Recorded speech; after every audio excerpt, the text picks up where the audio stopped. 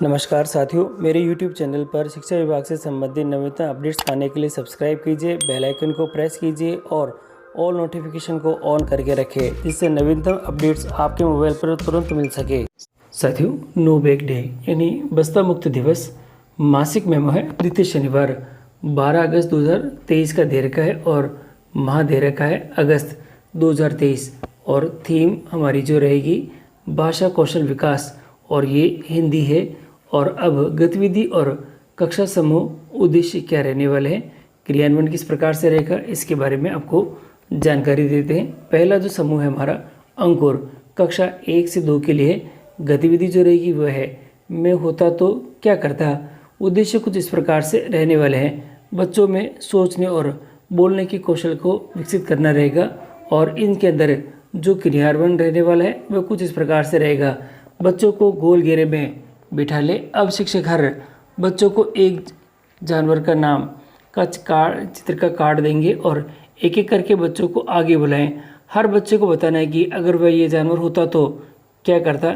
ऐसी चीज़ें नहीं बता सकते जो आम तौर पर जानवर करते हैं, जैसे अगर मैं शेर होता तो जंगल पर राज करता। ऐसे जवाब की जगह बच्चों को कोई अनोखा जवाब सोचने के लिए प्रेरित किया। अगर मैं शेर होता तो मैं मगरमच्छ से दोस्ती करता और उसे पानी में रहने के जानवरों के बारे में पूछता। तो ये थोड़ा सा इम्पोर्टेंट रहेगा। और इसी के साथ ही ये जो अब सेकंड समूह है वह हमारे पास में प्रवेश कक्षा 3 से 5 के लिए है और इसके अंदर जो गतिविधि रहेगी वह कुछ इस प्रकार से रहने वाली है। अलग अलग किरदारों का इंटरव्यू है और इसमें उद्देश्य कुछ इस प्रकार से रहेंगे। मौखिक भाषा के विकास और रचनात्मक सोच को विकसित करना रहेगा। क्रियान्वयन जो रहने वाला है वह कुछ इस प्रकार से रहेगा और क्रियान्वयन यहाँ पे महत्वपूर्ण है। और ये देखिएगा क्रियान्वयन के अंदर किसी भी कहानी को कुछ पात्र चुने हैं, बच्चों को छोटे समूह में बांट दें। अब उन्हें इस कहानी को पढ़कर इन पात्रों से पूछने के लिए कोई 3 मज़ेदार प्रश्न कहें, जिसे खरगोश व कछुए की कहानी या बंदर व मगरमच्छ। बच्चे अंगूर, साथी बच्चे कछुए, खरगोश, बंदर, मगरमच्छ का इंटरव्यू लेने के लिए प्रश्न सोचें। फिर किसी भी समूह से कोई भी एक बच्चा सामने आए और उस पात्र का इंटरव्यू देने के लिए समूह में एक एक करके उनसे सवाल पूछते रहें और ये इंटरव्यू करते रहें। इंटरव्यू देने वाले अलग अलग बच्चों को अलग अलग पात्रों के साथ मौका दें। साथ ही यहाँ पर अलग अलग जो बच्चे हैं उनको अलग अलग पात्रों के साथ मौका देना होगा और हर 3-4 प्रश्नों के बाद इंटरव्यू के लिए उन्हें दूसरा बच्चा आगे आएगा। साथ ही यहाँ पर एक नोट भी दे रखा है, कहानी पाठ्यपुस्तक या पुस्तकालय से किसी भी कहानी की किताब से चुनी जा सकती है। इंटरव्यू के लिए आने वाले बच्चों को दिए गए पात्र की तरह ही सोचना होगा। तो थोड़ा सा इंटरेस्टिंग रहेगा और रोचक भी है रहने वाला है। और प्रेषण के रूप में आप फोटो और वीडियो दोनों ही ले सकते हैं। अगला जो समूह है हमारे पास में वो है दिशा और दिशा में कक्षा 6 से 8 के बच्चे हैं। गतिविधि रहेगी स्कूल की कहानी, नन्हे रिपोर्टर की जुबानी। और यहाँ पर जो उद्देश्य रहने वाला है बोलने के कौशल और आत्मविश्वास विकसित करना रहेगा। और यहाँ पर जो हमारे पास में गतिविधियाँ रहने वाली है कुछ इस प्रकार रहेगी। इस गतिविधि में छात्रों को उनकी कक्षा और स्कूल में दिन प्रतिदिन की गतिविधियों के बारे में जानकारी एकत्रित करनी है और उनके बारे में रिपोर्ट लिखनी है। जैसे न्यूज़ चैनल में न्यूज़ रिपोर्टिंग। गतिविधि शुरू करने से पहले शिक्षक बच्चों को के साथ अच्छी रिपोर्ट लिखने और प्रस्तुतिकरण के जो टिप्स हैं वे साझा करेंगे। रिपोर्ट लगभग 1 मिनट की होनी चाहिए। हर बच्चा कक्षा के सामने आकर अपनी रिपोर्ट प्रस्तुत करेंगे। बच्चों को आत्मविश्वास, मंच पर उपस्थिति, उच्चारण पर अंक दिए जाएंगे। तो ये थोड़ा सा अंकों की गणना आप ध्यान से देख लें और बच्चों के साथ इसमें काम कराएं। इंटरेस्टिंग रहने वाला है। वीडियो और फोटोस आप प्रेषण के रूप में ले सकेंगे। अगला जो समूह है वह है क्षितिज। 9 से 10 के बच्चे रहेंगे। गतिविधि रहेगी कवि लेखक परिचय, प्रस्तुतिकरण। साथ ही उद्देश्य है प्रस्तुति कौशल विकसित करना रहेगा इसमें। और यहाँ पर जो क्रियान्वयन रहेगा वह कुछ इस प्रकार से रहने वाला है। बच्चों को साथ ही यहाँ दे रखा है, बच्चों को स्वयं कवि लेखक बनकर अपना परिचय देना है। बच्चे कवि लेखक के जीवन पर नाटक का भी आयोजन कर सकते हैं।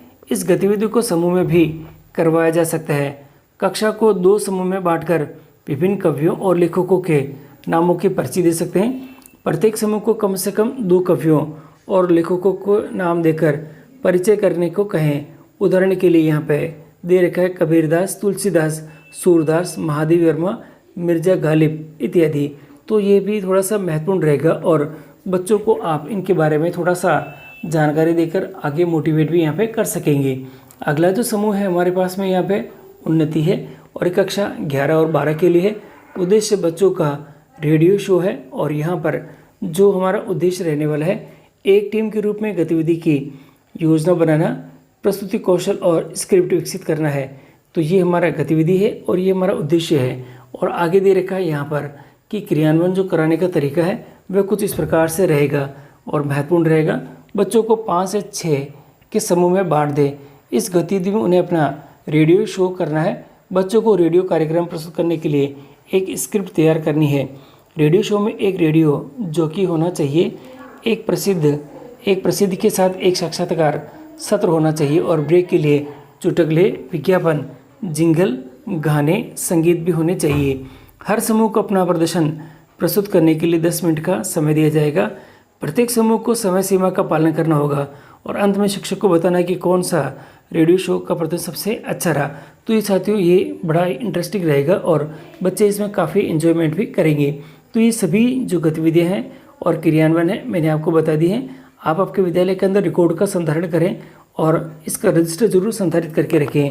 साथियों नो बैग डे से संबंधित जो कि संधारण के संदर्भ में मैंने पहले भी आपको बताया था कि आपको इसके संदर्भ में एक रजिस्टर संधारण करके रखना है और उस रजिस्टर के अंदर प्रत्येक जो सप्ताह के अंदर जो शनिवार के अंदर गतिविधि होती है उसको लिख कर रखना है। और यहाँ लिखने के अंत में आपको उसके जो प्रभारी है प्रभारी के यहाँ पे नीचे की तरफ हस्ताक्षर कराने हैं।